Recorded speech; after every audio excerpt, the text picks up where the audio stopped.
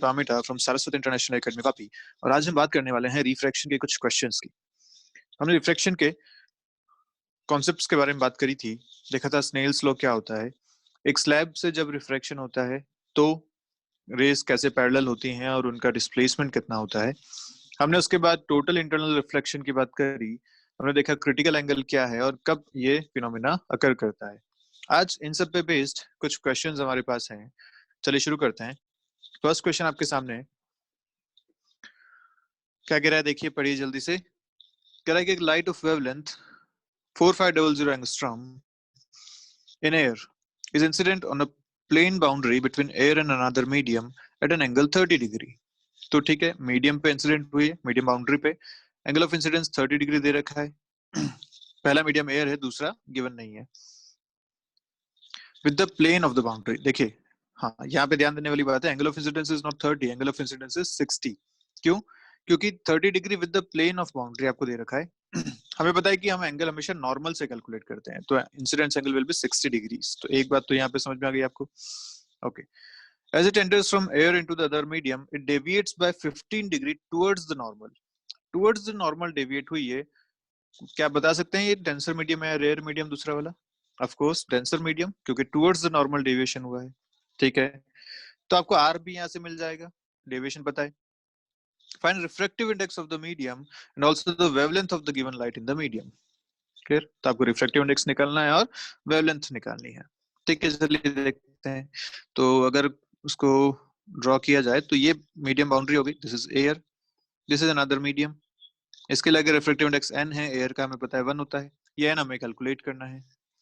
अगर ये नॉर्मल है, यहाँ से आपको दे रखा है कि ये जो लाइट आई है वो इस तरीके से आई है, ये एंगल आपको 30 दे रखा है, तो this I is equal to 60 degrees. ये बात एक तो क्लियर हो गई।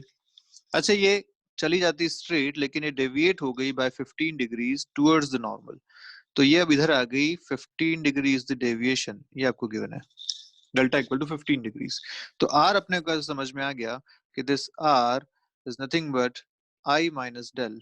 देख पा रहे हो, यहाँ से कोई दिक्कत वाली बात नहीं है। आई था 60 minus del is 15 degrees, R मिला आपको 45 डिग्रीज। क्लियर? तो चलिए आर मिल गया। अच्छा, आई मिल गया, आर मिल गया, एन निकल सकता है आराम से। कैसे निकलेगा? स्नेल्स लॉ क्या कहता है? 1 sine I equal to n sine r। कोई दिक्कत वाली बात नहीं इस पे। एयर का मीडियम, रिफ्रैक्टिव इंडेक्स 1 है, तो 1 into sine I is 60 degrees equal to n sine r is 45 degrees. Sine 60 is root 3 by 2 equal to n into 1 by root 2। यहाँ से आपको मिलेगा n is equal to root over 1.5। ये आपको मिला root over 3 by 2, आप ऐसा भी लिख सकते हैं, ऐसे रूट ओवर 3 बाई 2। ये आपको मिल गया यहाँ से n। तो रिफ्रैक्टिव इंडेक्स मीडियम का आपको मिल गया ये, इसमें कोई दिक्कत वाली बात नहीं, पक्का। अब दूसरी बात जो आपको इसमें पूछी गई थी वो पूछी गई थी, बताइए wavelength of the given light in the medium कितना होगा? जो लाइट आपको गिवन है उसकी वेवलेंथ इन दिस मीडियम कितनी है? वेवलेंथ कैसे कंसीडर करें? एयर में तो वेवलेंथ आपको दे रखी है ऑलरेडी 4500 एंगस्ट्रॉम, ये आपको गिवन है। तो चलिए, हमें पता है कि जब भी रिफ्रैक्शन होता है तो फ्रीक्वेंसी सेम रहती है, फ्रीक्वेंसी रिमेन सेम। तो अगर ऐसा है तो F1 इक्वल टू F2 लिखा जा सकता है, और हम जानते हैं फ्रीक्वेंसी क्या होती है। भाई देखिए, फ्रीक्वेंसी निकालने का तरीका, व्हाट इज वेवलेंथ? वेवलेंथ मतलब ये एक टाइम पीरियड में उसने कितना डिस्टेंस ट्रैवल किया, this is wavelength, this is lambda. अगर इसकी वेलोसिटी v है तो हम बोल सकते हैं कि this time period is equal to lambda by v, distance by velocity. और frequency is in 1 by t, तो यहाँ फ्रीक्वेंसी लिखा जा सकता है v बाय लैम्डा। इस बात पे कोई दिक्कत नहीं, पक्का? ठीक है यहाँ तक। तो फ्रीक्वेंसी को मैं लिखता हूँ v1 by lambda 1 is equal to v2 by lambda 2। ठीक है यहाँ तक, ओके। अच्छा, what is v1 bye v2 अगर देखा जाए तो, या v2 बाय v1 अगर मैं इसको देखूं, v2 by v1, v2 by v1 is equal to lambda 2 by lambda 1। पक्की बात है ना? ध्यान से यहाँ से अगर देखें तो क्या मिल रहा है आपको? What is v2 by v1? What is v2 by v1? Air में स्पीड जो है वो v1 है और मीडियम में स्पीड v2 है. This is nothing but refractive index n. क्या आपने रिफ्रैक्टिव इंडेक्स को इसी तरीके से डिफाइन किया था? मीडियम में लाइट की स्पीड डिवाइडेड बाय एयर में लाइट की स्पीड. ये यहाँ पे बात लिखी हुई है. This is mu. क्लियर है? और यहाँ से आप इसको अगर सॉल्व कर, सॉरी अपन उल्टा बोल गए. This is speed of light in air by speed of light in medium. तो ये बेसिकली लिखा हुआ है आपके पास 1/n. n is the speed of light in air by speed of light in medium. So this is 1/n equal to lambda in medium divided by lambda in air. ये आपके पास expression बन गया. यहाँ से आपको लैम्डा मीडियम निकालना है, lambda air आपको गिवन है, एन आपको गिवन है, ये आपने अभी कैलकुलेट किया ही है. तो अब जो फाइनली आपने आंसर बताएंगे वो लिखेंगे lambda medium is equal to, जो लैम्डा एयर दे रखा है आपको दे रखा है 4500, एन आपने अभी निकाला रूट और 1.5. तो उसको सॉल्व करेंगे तो फाइनल आंसर आपको जो मिलेगा वो मिलेगा 3674 एंगस्ट्रॉम. क्लियर है? तो वेलोसिटी का ratio is equal to refractive index, velocity in air divide by velocity in medium is equal to refractive index. ये अपन ने यहाँ पे यूज किया है. ठीक बात है. तो पहले आपने एन निकाला, एन को यूज करके आपने फाइनली वेवलेंथ कैलकुलेट करी. चलिए देखते हैं नेक्स्ट क्वेश्चन क्या कह रहा है. Next, a light of wavelength 4000 angstrom in medium 1 is incident on a plane boundary between medium 1 and 2. ठीक है भैया, लैम्डा दे दिया. As it enters from medium 1 to 2, its speed increases by 25%. अच्छा, स्पीड इंक्रीज हो गई 2 में जाके, तो 2 कैसा मीडियम होगा, रेयर या डेंसर? स्पीड इंक्रीज हो रही है मतलब वो रेयर मीडियम होगा. And its frequency in medium 2 is found to be this 5 into 10 to the power 14 hertz. Find absolute refractive indices of medium 1 and 2. आपको दोनों का अलग अलग रिफ्रैक्टिव इंडेक्स निकालना है, 1 और 2 का. n1 और n2 आपको दोनों कैलकुलेट करना है, या mu1 mu2 जो भी आप लिख रहे हैं वो आपको कैलकुलेट यहाँ से करना है. ठीक है, तो कैसे कैलकुलेट करेंगे बताइए. तो दोनों मीडियम्स के लिए बात करते हैं. दिस इज मीडियम 1 है, या mu1 आप लेते हैं तो mu1 भी लिख सकते हैं, ये अगर n2 है. ये अपने को दोनों कैलकुलेट करनी है वैल्यूज. जो रे आई है वो यहाँ पे आई है और बोला गया है कि जब वो इसमें गई तो इसकी स्पीड बढ़ गई, तो ऑब्वियसली ये डेंसर मीडियम होगा, ये रेयर मीडियम होगा. अगर स्पीड बढ़ गई है मतलब वो नॉर्मल से दूर डेविएट हो गई इस डायरेक्शन में. ठीक है, यहाँ तक तो डायग्राम की बात हो गई. अब दे रखा है कि लैम्डा 1 मीडियम 1 की बात कर रहे हैं इस 4000 एंगस्ट्रम. ठीक है. अच्छा, अगर यहाँ इसकी वेलोसिटी v1 थी तो v2 जो है वो 1.25 टाइम्स v1 हो गई. ये भी आपको गिवन है. कैसे? क्योंकि स्पीड जो है वो इंक्रीज हो गई 25%. 25% मतलब 1.25. तो जो 2 में वेलोसिटी आई या स्पीड आई वो 1.25 टाइम्स v1 हो गई. ये एक बात समझ में आ गई. और फिर दे रखा है आपको frequency in 2 is equal to 5 into 10⁻14 hertz. ये भी आपको गिवन है. ठीक है. पूछा गया n1 और n2. देखिए अब चीजें सॉर्टेड दिख रही हैं कुछ कुछ. कैसे? मुझे पता है कि this v2 by v1 is refractive index किसका, रिलेटिव रिफ्रैक्टिव इंडेक्स, क्योंकि वेलोसिटी इन 2 बाय वेलोसिटी इन 1 ये आपको रिलेटिव रिफ्रैक्टिव इंडेक्स प्रोवाइड करेगा. ठीक है. चलिए उसके बारे में बाद में बात करते हैं. पहले क्योंकि फ्रीक्वेंसी दोनों मीडियम में सेम रहेगी तो f1 भी 5 into 10⁻14 हर्ट्ज लिखी जा सकती है. इस बारे में कोई दिक्कत नहीं. Frequency remain same, f1 equal to f2. तो यहाँ से मुझे अगर मीडियम 1 की मैं बात करूं तो अभी हमने जो फॉर्मूला यूज किया था वही फिर से यूज किया जा सकता है. यहाँ पे अपन इसकी वेलोसिटी कैलकुलेट कर सकते हैं. ठीक है. वेलोसिटी अगर निकालें तो कितनी आएगी, देखिए v1 आपको मिलेगी f into lambda, f1 lambda 1, तो ये जाएगा 5 इंटू 10⁻14 हर्ट्ज इंटू 4000 एंगस्ट्रम की बात अगर करें तो 10⁻10.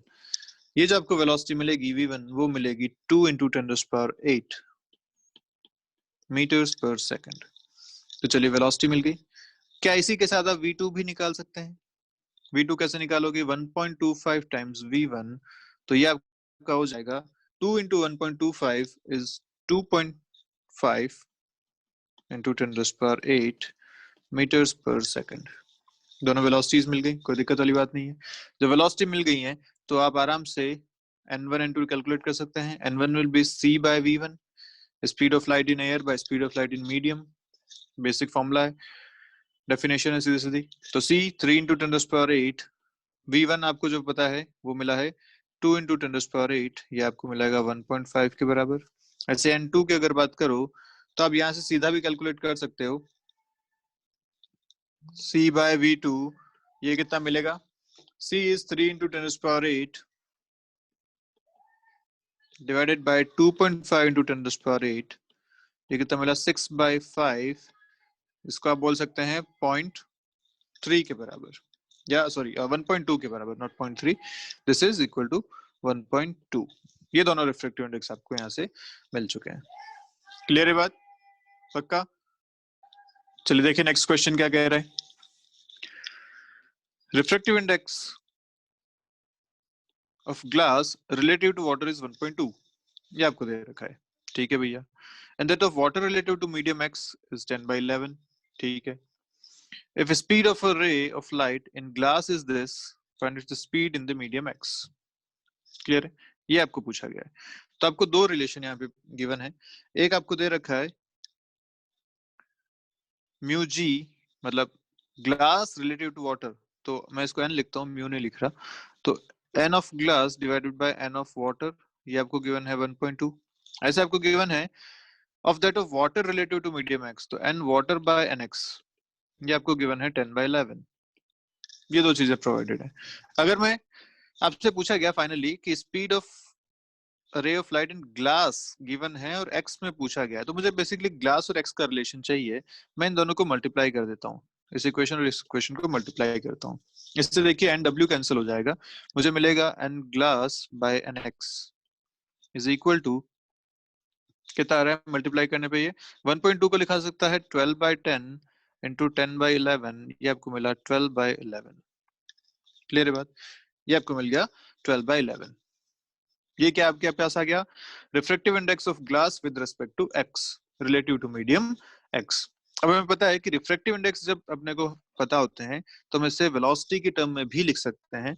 और क्योंकि reflective index is equal to c by v, तो अगर आप n1 by n2 करते हो तो वो v2 by v1 inverse ratio में मिलता है. n और v इनवर्स प्रोपोर्शनल है. तो ऐसे अगर मैं यहाँ लिखूंगा तो ये होगा v in x divided by v in glass is equal to n in glass divided by n in x. इस तरीके से आपको जो रेशियो मिल रहा है ये आपको गिवन है 12/11. बस यहाँ से आपको वेलोसिटी इन ग्लास तो पता ही है. वेलोसिटी इन x आपको मिलेगी 12/11 times velocity in glass which is 1.875 into 10 raised power 8 metre पर सेकंड. जब इसे आप सॉल्व करेंगे तो फाइनल आंसर जो आपको मिलेगा वो मिलेगा 2.04 into 10 raised power 8 मीटर पर सेकंड. तो बिल्कुल बेसिक डेफिनेशंस पे क्वेश्चंस अपने पास आ रहे हैं, अभी तक आसानी से हो जानी चाहिए. ठीक है, चलिए आगे बढ़ते हैं, देखते हैं नेक्स्ट क्वेश्चन क्या कह रहा है. देखिए question, light from a source if it enters from medium 1 into medium 2, okay, its speed increases by 25%. तो 1 और 2 का आपको दे दिया रेशियो. However as it travels from medium 1 to 3, its speed reduces by 25%. The same light is made to fall on the arrangement जैसा कि यहाँ दिखा रखा है. At an angle of incidence, ये भी angle of incidence भी दे रखा है इस तरीके से. तो बेसिकली ये मीडियम 2 में इंसिडेंट हुई है, फिर 3 में जा रही है और फिर 1 में आएगी. ऐसा यहाँ पे हिसाब है अभी तक. ठीक है. Find the angle of refraction in medium 1. यहाँ पे आपको जो रिफ्रैक्शन का एंगल है ये आपसे पूछा गया है. क्लियर? तो अगर इसमें डायग्राम को कंप्लीट करना चाहूँ तो डायग्राम कुछ ऐसा बनेगा. ये लेट्स से यहाँ पे आएगा, रे इस डायरेक्शन में आएगी, फिर यहाँ पे एक रिफ्रैक्शन होगा, फिर ये रे ऐसे जाएगी. ऐसा कुछ यहाँ पे बन रहा है. अब नहीं पता कि एग्जैक्टली क्या है, लेकिन ऐसा कुछ है. तो अगर ये एंगल R1 है तो ये इंसिडेंस एंगल भी R1 के बराबर होगा, और ये एंगल R2 जो हमें यहाँ पे फाइनली कैलकुलेट करना है, this R2 we need to calculate. देख, अब ये जो पहले पहले आपको ये सारी चीजें यहाँ तक दे रखी है ना, ये सारा दे रखा है आपको रिलेशन N1 N2 N3 का. कैसे? तो देखिए मीडियम 1 से जब मीडियम 2 में चलती है तो इट्स स्पीड इंक्रीजेस बाय 25%. तो आपको रिलेटिव दे दिया कि N1 by N2, या आप V1 की टर्म में अगर लिखिए तो बोला गया है कि V2 is equal to 1.25 times V1. ये गिवन है। मीडियम 2 में इसकी स्पीड बढ़ गई 25% मीडियम 1 से, तो ये ऐसा लिखा जाएगा। हमें पता है कि v2 by v1 is equal to n1 by n2, जो भी हमने बात करी थी, इज इक्वल टू 1.25। तो एक रिलेशन तो आपको ये मिल गया n1 और n2 का। ठीक, आगे अगर बात करें, however as it travels from medium 1 to 3 its speed reduces by 25%। तो 1 से 3 अगर जाता है तो v3 is equal to 0.75 times v1, ये भी गिवन है। 25% रिड्यूस कर दी, इसलिए मैंने इसको 0.75 लिख लिया। तो अगर v3 by v1 लिखा जाएगा which is equal to n1 by n3, ये आपको मिल जाएगा 0.75। तो ये आपको और मिल गए। ठीक है, अब यहां तक अपनी चीजें समझ में अपने को आ चुकी हैं। इस 1.25 को आप और क्या लिख सकते हैं, दिस इज 5/4, ऐसा भी लिखा जा सकता है इसे, और इसे आप लिख सकते हैं 3/4। ठीक है, ताकि कैलकुलेशन अपने पास आसान रहे, इसलिए अपन इसको ऐसा भी लिख सकते हैं। चलिए, अब आते हैं अपन क्वेश्चन पे। क्वेश्चन में दे रखा है कि जो इंसिडेंस हुआ है वो पहले इस मीडियम में हुआ है, मीडियम 2 में। ठीक है, तो जब इंसिडेंट यहाँ हुआ है तो ये फाइनली इस तरफ भी जाएगा, मीडियम 3 में। ओके, तो देखते हैं कि R1 कितना मिलता है, स्नेल्स लॉ लगाते हैं। तो फॉर मीडियम 2 and 3 क्या लिखूंगा, n2 sin I1, n2 sin I बोल दीजिए उसे, is equal to n3 sin R1, ये हो जाएगा। क्लियर, क्या लिखा जाएगा यहाँ पे, n2 by n3 अपन यहाँ से कैलकुलेट कर सकते हैं। देखिए, अपने को n1 by n2 पता है, n1 by n3 पता है, इन दोनों को मिला के मैं n2 by n3 कैलकुलेट अगर करूं तो मैं करता हूं इनवर्स रेशियो में, n2 by n3 is equal to, ये हो जाएगा 1 by, या इसको ऐसा लिख सकते हैं 4/5 मल्टीप्लाइड बाय 3/4, ये आपको मिलेगा 3/5 के बराबर। n2 by n3 इज 3/5 के बराबर। तो इसको यहाँ यूज करते हैं, ये आपको मिल रहा है n2 by n3 into sin I is equal to sin R1। n2 by n3 आपने कैलकुलेट किया 3/5 के बराबर। sin I आपको क्वेश्चन में गिवन है, sin I देखिए, एंगल ऑफ इंसिडेंस आपको दे रखा है sin इनवर्स 5/6, मतलब sin I दे रखा है 5/6 के बराबर, तो वो यहाँ यूज कर लेते हैं, into 5/6 equal to sin R1। यहाँ से आपको मिल गया sin R1 is equal to half, या R1 इक्वल टू 30 डिग्री, ऐसा भी आप लिख सकते हैं। पर अपने को आगे भी sin R1 की वैल्यू चाहिए, इसलिए अपन इसको लिख लेते हैं सीधा सीधा, sin R1 equal to half. ठीक, अब बात करते हैं सेकंड रिफ्रैक्शन की, इसकी जो हुआ फॉर मीडियम 3 and 1 के बीच में, सेकंड रिफ्रैक्शन जो हो रहा है, वहां फिर से अगर लगाएंगे तो लगाएंगे n3 sin R1, क्योंकि इंसिडेंस एंगल R1 है, equal to n1 sin R2, ये यहाँ लग जाएगा। देखिए डायग्राम में देख पा रहे हैं, इस बार हम इस बाउंड्री के लिए रिफ्लेक्शन यूज कर रहे हैं, तो लिखेंगे n3 sin R1, ये एंगल R1 है, is equal to n1 sin R2, यहाँ पे लिखा जाएगा। रेशियो अपने को पता ही है, इस बार आपको n1 और n3 चाहिए, 0.75 है, तो n3 by n1 into sin R1 equal to sin R2। सॉल्व करेंगे तो n3 by n1 देखिए कितना, n3 by n1 is 4/3 into sine R1 अभी कैलकुलेट किया, half is equal to sine R2। यहाँ से आपको साइन R2 की वैल्यू कितनी मिल रही है, देखिए 2/3, साइन R2 की वैल्यू मिली 2/3, तो R2 जो आप आंसर लिखेंगे, लिखेंगे final sine inverse 2/3। This is your final answer for this question, R2 equal to sine inverse 2/3। Clear है बात, कर सकते हैं इस टाइप का क्वेश्चन, कोई खास बात नहीं है, पक्के से। चलिए आगे बढ़िए, नेक्स्ट देखते हैं। 2 mm thickness of a medium X, ठीक है, has 1800 more wavelengths of yellow light than in equal thickness of air. Wavelength of yellow light in air being 6000 angstrom, find refractive index of the medium X. अब ये question क्या कह रहा है, देखिए ध्यान से, कि भैया एक मीडियम है X जिसकी थिकनेस आपको दे रखी है 2 mm, ठीक है, उसके अंदर जो नंबर ऑफ वेवलेंथ्स हैं, जो नंबर ऑफ रेज आप मान लीजिए ऐसी हैं, वो कितनी है, 1800 मोर, मतलब अगर उसी विड्थ का आप एयर का कॉलम लेते हैं, तो इसके अंदर जो नंबर ऑफ वेवलेंस आती हैं, मान लीजिए वो एन ए आती हैं, तो this plus 1800 is equal to जो उस मीडियम एक्स में आ रही थी वो नंबर ऑफ वेवलेंस, ऐसा इस पे आपको दे रखा है। तो अगर मैं यहाँ उसको सॉल्व करने की कोशिश करें तो मैं मानता हूँ कि लेट लेमडा, क्योंकि यहाँ पे आपको दे रखा है येलो लाइट की वेवलेंथ, तो let lambda air and lambda x be the wavelength of yellow light, with the wavelength of yellow light। देखिए लाइट यहाँ पे आपको येलो लाइट दे रखी है, लेकिन उसका कोई स्पेक्ट्रम से यहाँ पे कोई मतलब नहीं है, यहाँ पे बस कोई भी लाइट आपको इसको कंसिडर करके चलना है। इन एयर, जो लेमडा एयर हो गई, एंड मीडियम एक्स, ये अपन ने बात यहाँ पे मान ली, कंसिडर कर ली। तो वैसे भी आपको लेमडा एयर यहाँ पे गिवन है, कितना दे रखा है 6000 एंगस्ट्रम, ये आपको गिवन है यहाँ पे, ठीक है। अब क्योंकि नंबर ऑफ वेव्स यहाँ पे गिवन है, नंबर ऑफ वेव्स होता है थिकनेस बाय वेवलेंथ, तो नंबर ऑफ वेव्स की अगर बात करें, number of waves in 2 mm thickness of air,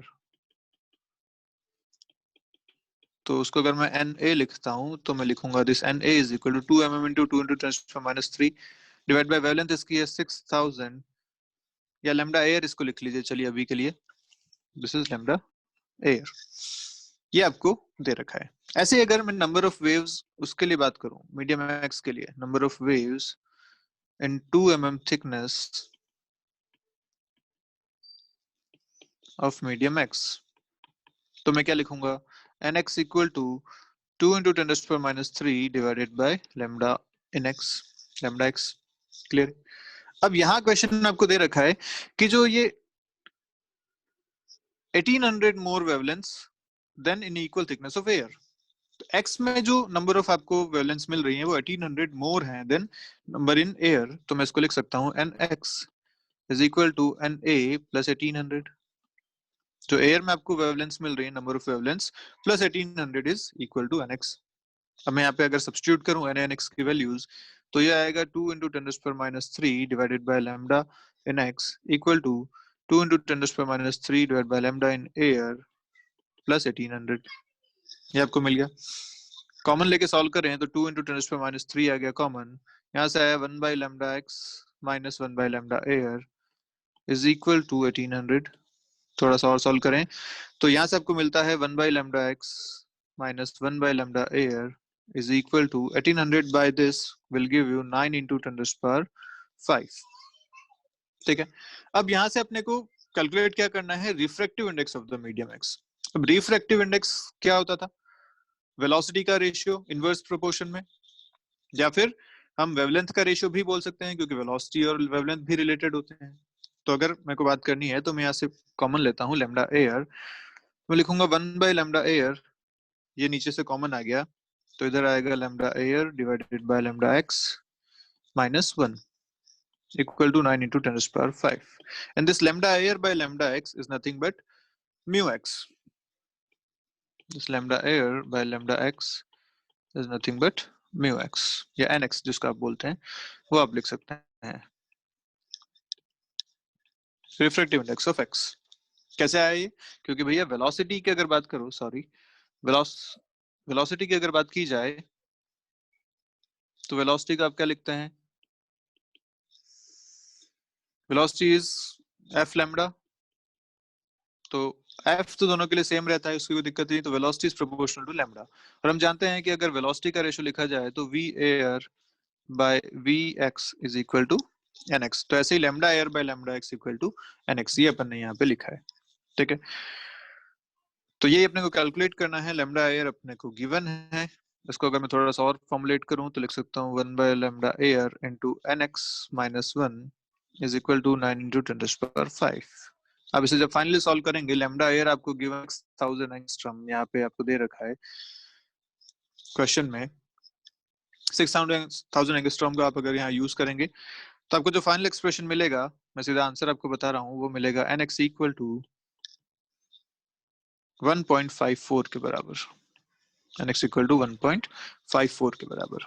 obviously lambda जो आपको है मीटर में रखना पड़ेगा, ये 6000 इंटू 10⁻⁻10 मीटर्स, ये आप रखेंगे यहाँ पे, पुट करेंगे। ठीक है, जब सॉल्व करेंगे तो आपको जो आंसर मिलेगा वो मिलेगा 1.54 के बराबर।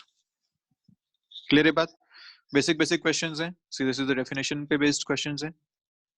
चलिए आगे बढ़ते हैं। देखिए नेक्स्ट क्वेश्चन क्या कह रहा है आपसे। एक मोनोक्रोमेटिक लाइट है, याद है मोनोक्रोमेटिक किसको बोला था? सिंगल वेवलेंथ वाली light. Falls at an angle of incidence i on a slab of transparent material. ठीक है, refractive index of this material being mu for the given light, what should the relation between I and mu be so that the reflected and the refracted rays are mutually perpendicular? जो रे यहाँ से reflect होगी और जो रे refract होगी वो म्यूचुअली परपेंडिकुलर हो, इसके लिए आई और म्यू का क्या रिलेशन होना चाहिए, ऐसा आपका क्वेश्चन है। तो चलिए बना देते हैं, एक स्लैब बनाते हैं। स्लैब पे जो लाइट आ रही है वो रिफ्लेक्ट भी हो रही है, रिफ्रैक्ट भी हो रही है। तो ऐसी दो अपन यहाँ पे रेज बनाएंगे। ये है इंसिडेंट रे,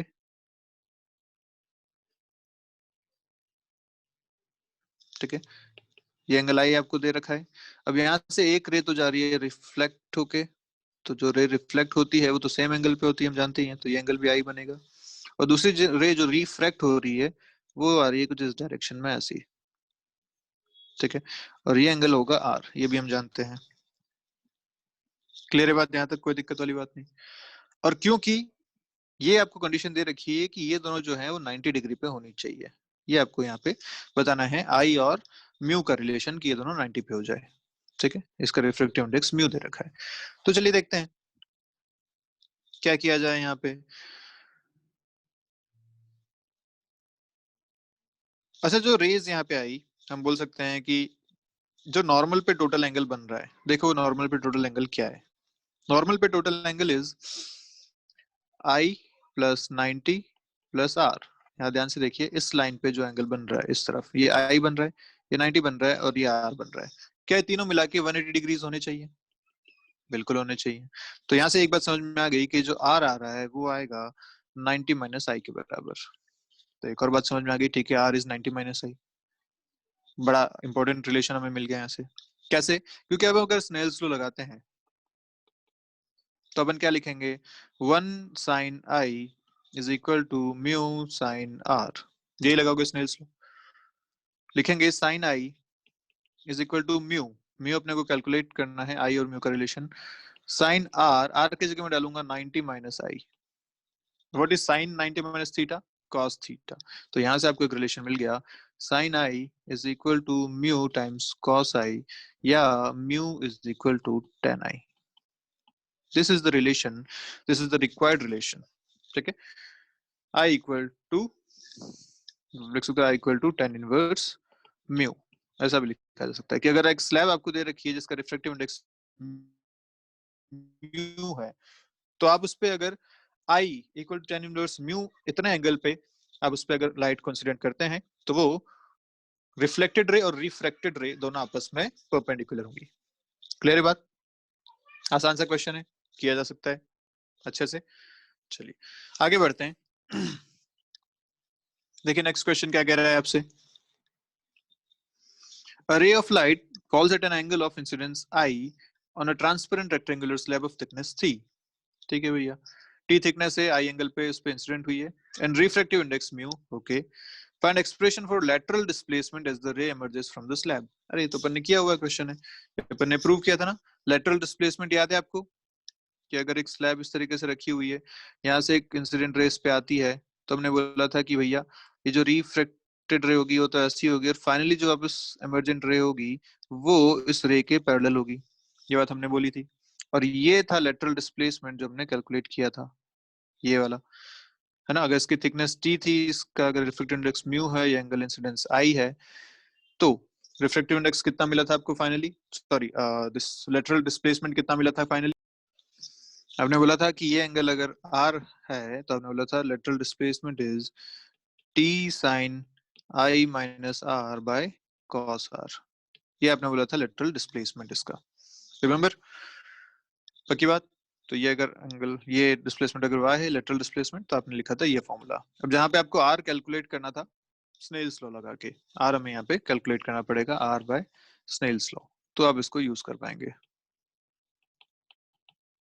ठीक है, तो ये तो चलिए प्रूव किया हुआ। इस क्वेश्चन से आगे बढ़ते हैं, देखते हैं नेक्स्ट क्वेश्चन क्या कह रहा है।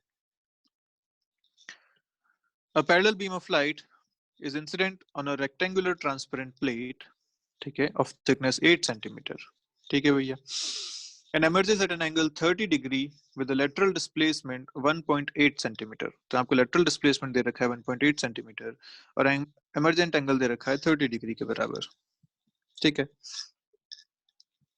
find the refractive index of the material of the plate, ये आपका क्वेश्चन है। ठीक है, कैसे करेंगे सोचिए जरा सा। तो इसका अगर डायग्राम बनाए तो डायग्राम कुछ बनेगा ऐसा कि ये स्लैब है, यहाँ पे जो इंसिडेंट रे आई किसी एंगल आई पे, वहां से रिफ्रैक्ट हुई इस डायरेक्शन में, फिर यहाँ से रिफ्रैक्ट हुई तो पैरेलल निकल गई ऐसी। तो हम जानते हैं कि अगर ये एंगल आई है और ये एंगल अगर ई है, क्योंकि दोनों रेज पैरेलल हैं तो आई इक्वल टू ई होगा। ये बात तो क्लियर है, क्योंकि दोनों रेज ये पैरेलल हैं तो आई इक्वल टू ई होना चाहिए, ये बात तो हम जानते हैं। और ये आर हमें कैलकुलेट करना है, ये म्यू भी हमें निकालना है। ओके, थिकनेस आपको दे रखी है 8 सेंटीमीटर और ये जो डिस्प्लेसमेंट आपको दे रखा है लेटरल वाई, वो भी आपको दे रखा है 1.8 सेंटीमीटर। ठीक है, ये दोनों आपको दे रखे हैं 30 डिग्रीज के बराबर। अब कैसे सॉल्व करें इसको, तो चलिए सॉल्व करते हैं। अपने को आर कैलकुलेट करना है बेसिकली और म्यू भी निकालना है। चलिए दो जगह मैं स्नेल्स लॉ लगाता हूँ। पहला स्नेल्स लॉ लगाता हूँ, 1 sine I is equal to mu sine r. ये क्या आएगी इक्वेशन, क्या मिलेगा यहाँ से, sine 30 degrees equal to mu sine r, है ना, या फिर लिख सकते हैं mu sine r is equal to 1/2। एक तो आपको रिलेशन मिल गया यहाँ से ही है। अच्छा, दूसरा स्नेल्स लॉ लगाने का कोई मतलब है क्या, क्योंकि स्नेल्स लॉ आप लगाएंगे यहाँ पे, एक तरफ एंगल है आर, दूसरी तरफ एंगल है ई, फिर से वही रिलेशन आपको मिलेगा, mu sine r equal to sine e, e equal to i. Again ये इक्वेशन आपको फिर से मिल जाएगी, तो दूसरी जगह स्नेल्स लॉ लगाने का कोई फायदा नहीं है। तो एक इक्वेशन तो आपको मिल गई स्नेल्स लॉ से, दूसरी कहां से निकालोगे, आपको y दे रखा है तो y की इक्वेशन यूज करते हैं। हम जानते हैं y is equal to t sine i minus r divided by cos r। ये था आपका रिलेशन, इससे हमें सॉल्व करना है। तो भैया y आपको दे रखा है 1.8 सेंटीमीटर में रख लेते हैं क्योंकि t भी सेंटीमीटर में है। 8 sine of i minus r, i is 30 degree minus r divided by cos r।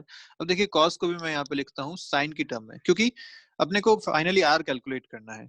तो मैं इसको यहाँ से लिखूंगा cos को √1 माइनस साइन स्क्वायर r इस टर्म में।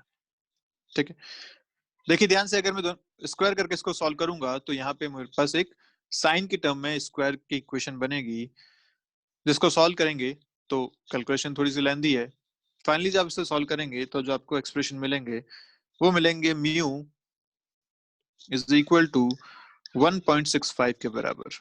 म्यू इज इक्वल टू 1.65 के बराबर। ठीक है, और आप चाहें तो एक फॉर्मूला इसमें और याद कर सकते हैं। देखिए हमने जो पहले फॉर्मूला याद किया था t sine i minus r by cos r, इसे अगर ट्रिग्नो लगा के थोड़ा और सॉल्व करते हैं, मैं यहाँ से आर को हटाना चाह रहा हूँ बेसिकली, क्योंकि आर हमें हमेशा कैलकुलेट करना पड़ता है। तो जब मैं आर हटाना चाहता हूँ, सिर्फ म्यू आई और टी की टर्म में अपनी इक्वेशन रखना चाहता हूँ, तो जो फाइनल एक्सप्रेशन मेरे पास बनता है, आप चाहें तो इसे भी याद रख सकते हैं, y is equal to t sine i 1 minus cos i divided by root over mu square minus sine square i. ये एक रिलेशन फाइनली मेरे पास बनता है। तो थोड़ा सा टिपिकल है याद करने के लिए, इसलिए अपन ने पहले इसको याद नहीं किया, पर आप चाहें तो ये रिलेशन भी याद रख सकते हैं। कहाँ से आया ये रिलेशन, आपने आर स्नेल्स लॉ लगाया, स्नेल्स लॉ लगा के जो आर की वैल्यू आई उसे यहाँ सब्स्टिट्यूट करी और उसके बाद ये अपना पूरा एक्सप्रेशन तैयार किया। तो काफी इसमें ट्रिग्नोमेट्री यूज हुई है, उसके बाद फाइनल जाके एक्सप्रेशन मिलता है। ठीक है, तो चाहे तो आप ये एक्सप्रेशन याद करिए। अगर ये एक्सप्रेशन याद करते हैं तब तो आप अगला वाला क्वेश्चन सीधा सॉल्व कर सकते हैं, क्योंकि आपको वहां y दे रखा है, t दे रखा है, i दे रखा है, म्यू आपको बस कैलकुलेट करना है, तो आपको सीधा सीधा एक्सप्रेशन आपका वहां से मिल जाएगा। ठीक बात है, चलिए देखते हैं नेक्स्ट क्वेश्चन क्या कह रहा है। ये आपका अगला क्वेश्चन क्या कह रहा है, देखिए, a ray of light falls on a glass plate of thickness 6 centimeter and refractive index 1.5, such that it deviates through 30 degree due to refraction at the boundary PQ. यहाँ जब ये रिफ्रैक्शन हुआ तो डेविएट हुआ बाय 30 डिग्री, तो ये जो angle आपको दे रखा है डेविएशन का वो दे रखा है 30 डिग्री का, ठीक है। Find the lateral displacement of the ray as it emerges out of the plate, ये आपका क्वेश्चन है। लेटरल डिस्प्लेसमेंट इसका कितना होगा, तो चलिए सॉल्व करिए। अब देखो ध्यान से, यहाँ पे ना तो अपने को आई पता है, ये आई अपने को पता नहीं, ठीक है। अपने को बस ये डेविएशन पता है, तो ये डेल्टा अपने को पता है विच इज 30 डिग्रीज, और ये आर भी अपने को नहीं पता, पर अपने को एक रिलेशन पता है कि this I is equal to r plus delta, या i is equal to r plus 30 degree, या आप आर लिखो तो लिख सकते हो आई माइनस 30 डिग्री। ये एक रिलेशन अपने को यहाँ से पता है, बस म्यू पता है इसका 1.5 है। बस आपको पूछा गया अब लेटरल डिस्प्लेसमेंट, तो y आपको निकालना है which is t sin i minus r divided by cos r, ये आपको कैलकुलेट करना है। अब यहाँ पे ना तो आपको i की वैल्यू पता है, i और r का रिलेशन पता है, लेकिन एक तो आपको और चाहिए ही चाहिए, तो कैसे कैलकुलेट करेंगे? तब हम कैलकुलेट करेंगे स्नेल्स लॉ लगा के, p और pq वाली सरफेस पे स्नेल्स लॉ लगाते हैं, तो बोलेंगे 1 sin i is equal to mu sin r। अब sin r की वैल्यू i माइनस 30 है, तो लिखूंगा sin i is equal to 1.5 times sin of i minus 30 degree. इसको सॉल्व कैसे करें? सॉल्व करने का तरीका इसको है sin a माइनस b का फॉर्मूला यूज करो, sin a cos b minus cos a sin b, तो यहाँ से आएगा sin i is equal to 1.5 times sin of i cos 30 degree minus cos i sin 30 degree, ठीक है।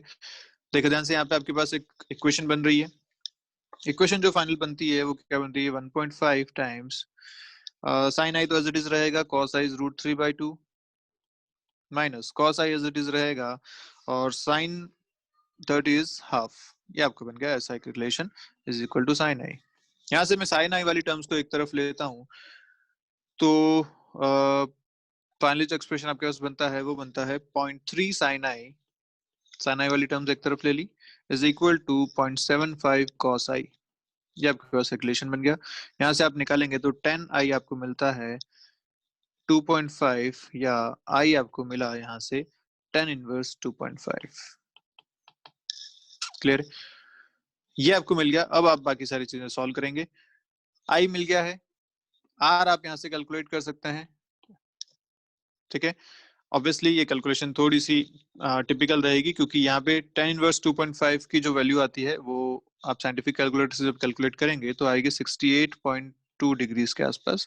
चिंता मत कीजिए, ऐसे क्वेश्चन आपसे डायरेक्टली उसमें नहीं पूछे जाएंगे, या पूछे जाएंगे तो आपको इन साइन कॉस की वैल्यूज गिवन होगी, तो आप यहाँ से ऐसा बता सकते हैं दिस इज 68.2 डिग्रीज, या फिर आप 10 थीटा को या 10 आई को 2.5 अगर लिखें तो आप एक ट्रायंगल बना सकते हैं, वहां से sin i cos i की वैल्यू बना सकते हैं। This is i, this is 2.5 by 1, तो ये आपको मिलेगा √1 स्क्वायर प्लस 2.5 का स्क्वायर। बहुत टिपिकल कैलकुलेशन हो जाएगी, इसलिए चिंता मत कीजिए, ऐसे क्वेश्चन जनरली नहीं पूछे जाते हैं। यहाँ से आप sin i cos i की वैल्यू निकालिए, या i और r की वैल्यू निकालिए, और एक्सप्रेशन अपना y वाला यूज कीजिए। फाइनल एक्सप्रेशन जो आप फाइनल आंसर जो मिलेगा वो मिलेगा 3.83 सेंटीमीटर के बराबर। क्लियर बात? एक्सप्रेशन आप चाहें तो अभी हमने जो यूज किया ये वाला भी कर सकते हैं, हमने जो अभी एक्सप्रेशन लिखा था इसमें सिर्फ आपको आई की वैल्यू ही चाहिए, तो आई आप ऑलरेडी निकाल चुके हैं, साइन आई कॉस आई आप यहाँ पे सब्स्टिट्यूट कर सकते हैं। तो आप चाहें तो ये एक्सप्रेशन भी याद रखिए, this is another important relation. जल्दी इससे क्वेश्चन आपके सॉल्व हो जाएंगे, आपको आर निकालने के लिए बहुत सारी कैलकुलेशन नहीं करनी पड़ेगी, ठीक है। चलिए,